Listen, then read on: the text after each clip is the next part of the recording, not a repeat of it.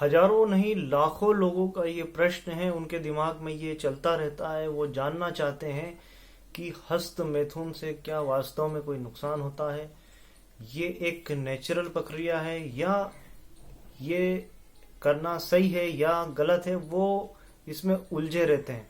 तो आज इन सब बातों को हम आपके सामने विस्तार से चर्चा करेंगे। मैं डॉक्टर MS मुल्तानी, आयुर्वेदिक चिकित्सक। तो मैं आज आपको एक महत्वपूर्ण जानकारी इसी विषय पे दूंगा। आप पूरा वीडियो को देखें, आपके सारे सवालों के जवाब आपको इसी वीडियो में मिल जाएंगे।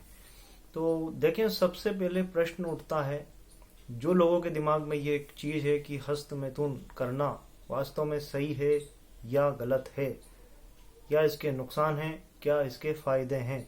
वो इसी में सोचते रहते हैं, इसी में घूमते रहते हैं कि इसका आंसर क्या है, इसका उत्तर क्या है। तो देखें, सबसे पहले चीज आपको ये समझना होगी कि हस्त मैथुन जो है उसकी परिभाषा मुझे देने की जरूरत नहीं है। हर व्यक्ति वो समझता है कि हस्त मैथुन क्या है। ठीक है, हम आगे बढ़ते हैं। हस्त मैथुन एक लाइन में मैं समझा देता हूँ, आप उसको और समझ लें कि हस्त मैथुन किसी भी तरीके से या हाथों से, ज्यादातर हाथों से ही किया जाता है, किसी भी चीज के जरिए अपने वीर्य को जबरदस्ती निकालना, उसको खारिज करना, ये एक हस्त मैथुन कहलाता है। तो आज इसी विषय पे हम बात कर रहे हैं। तो अब सबसे पहले बात आती है कि लोगों को इसकी नॉलेज नहीं होती है कि सेक्सुअल एक प्रक्रिया इसको मान लेते हैं, क्योंकि वो गलत जगहों से नॉलेज इकट्ठा करते हैं। कहीं से भी किताब उठा के पढ़ लिया या किसी ने उनको समझा दिया कि आपको इससे कोई नुकसान नहीं होगा, वो इस चक्कर में उलझ के इस काम को करने लगते हैं।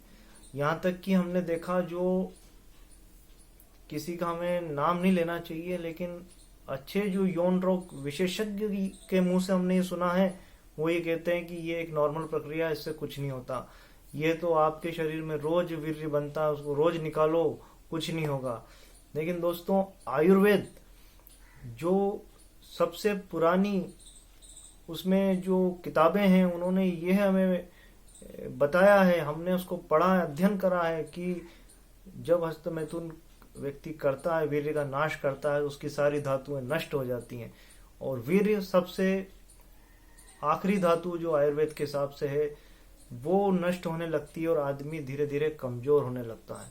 देखें, सबसे पहले इसकी प्रक्रिया को हम समझेंगे तो आयुर्वेद में सबसे पहले हम जो भी भोजन ग्रहण करते हैं, खाते हैं, तो हमारा रस बनता है, रक्त बनता है, फिर उसके बाद मांस, मेद, अस्थि, मज्जा, फिर शुक्र, फिर सातवीं धातु शुक्र जिसको वीर्य कहा जाता है, वो इम्पोर्टेंट है। वही हमारे शरीर का आधार है और उसको ही हमने गलत जानकारी हासिल करके उसको हमने बहा दिया, तो इस शरीर की क्या हालत होगी आप खुद सोचें। और हमारी चिकित्सा में हम देखते हैं कई रोगी ऐसे हैं जो 35 साल के हैं, 40 साल के हैं, अब उनको ये परेशानी होती है कि वीर्य में गाढ़ापन खत्म हो जाना, शीघ्र पतन, स्वप्न दोष, यानी कि बच्चे भी 20-20 साल, 22 साल के, वो परेशान है, अंदर से खोखले हो चुके हैं, कारण उन्होंने अपनी मन मर्जी से हस्त मैथुन किया है। तो आप ये सोचें, आयुर्वेद कहता है कि आपकी जो सातों धातु हैं वो पुष्ट होना चाहिए, तब आपका शरीर, आप स्वस्थ रहेंगे। तो हस्त मैथुन करने के बाद हम आपसे क्वेश्चन करते हैं, आप खुद बताइए, हस्त मैथुन करने के बाद जो करते हैं उनको क्या फील होता है। उनको यही फील होता है, उनकी शरीर की सारा वीर्य निकल जाने के बाद उनको कमजोरी, और सबसे बड़ा नुकसान होता है दिमाग के ऊपर, उनका मन पे से कंट्रोल निकल जाता है, वो अपने मन पे ही कंट्रोल नहीं रख पाते हैं, उनका दिमाग धीरे धीरे कमजोर होने लगता है, आंखों की रोशनी कमजोर होने लगती है, गाल एकदम चिपक जाते हैं, चेहरा मुरझाया जाता है, ब्लड शरीर से एकदम गायब हो जाता है, हीमोग्लोबिन उनका टेस्ट कराओगे तो बहुत लेवल नीचे आएगा। ये सब हस्त मैथुन के नुकसान हैं। आप फायदा आपको कोई नहीं बता सकता, रियल में फायदे तो सब बोल रहे हैं कि इसका कुछ नुकसान नहीं कर सकते हैं, लेकिन इसका फायदा रियल, हमें इसकी ओरिजिनल स्थिति को पता करेंगे तो कुछ भी इसका फायदा नहीं है। आयुर्वेद के हिसाब से जो आयुर्वेद ने कह दिया है वही सही बात है। आप खुद निर्णय करें, क्योंकि आप देखें कि आज तक कौन ऐसा व्यक्ति है जो इसको करने के बाद मजबूत हुआ है। हमारे पास तो रोगी आते हैं, वो कहते हैं हमने इतने साल किया, आज हम बर्बाद हो गए, शादी करने के लायक नहीं रहे, उनकी मर्दानगी पूरी खत्म हो गई, और हो भी जाती, यही सही है। उनकी टांगों में दर्द, उनका पाचन तंत्र खराब, और सबसे बड़ी बात, वो जब शादी कर लेते हैं तो फिर अपनी स्त्री को वो सुख नहीं दे पाते हैं, क्योंकि अंदर मर्दानगी रही नहीं, नष्ट कर दी। तो ये इतना बड़ा जाल है, उसको आज आप कोशिश करी हमने कि उसको क्लियर कर दें। आप इस चीज को समझें और अपने वीर्य की रक्षा करें, क्योंकि आप खुद बताएं, जब आपका वीर्य कमजोर है तो आपकी जो संतानें हैं वो कैसे मजबूत होंगी।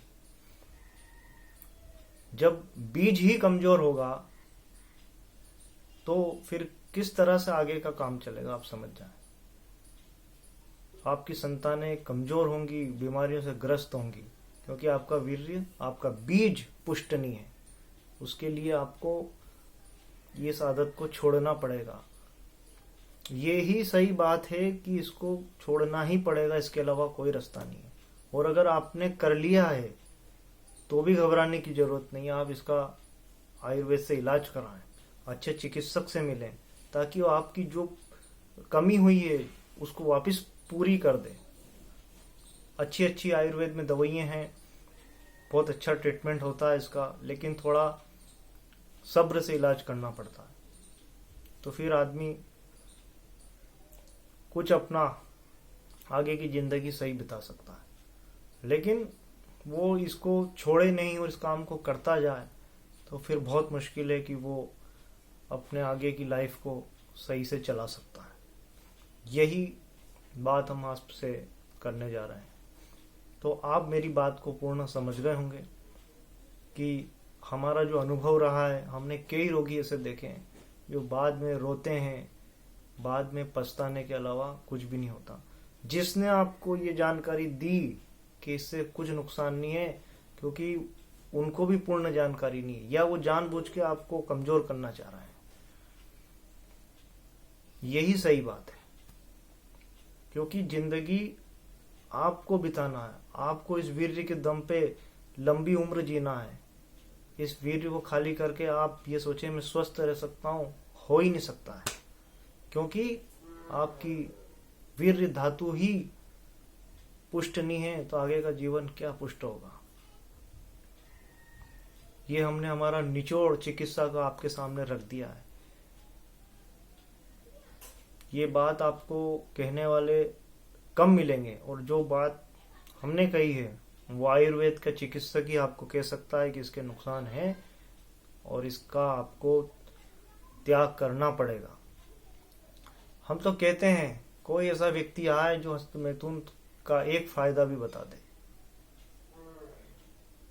केवल इसके नुकसान ही नुकसान है। तो आप मेरी बात को समझ गए होंगे, और आप विस्तृत जानकारी और चाहते हैं तो आप हमसे संपर्क कर सकते हैं।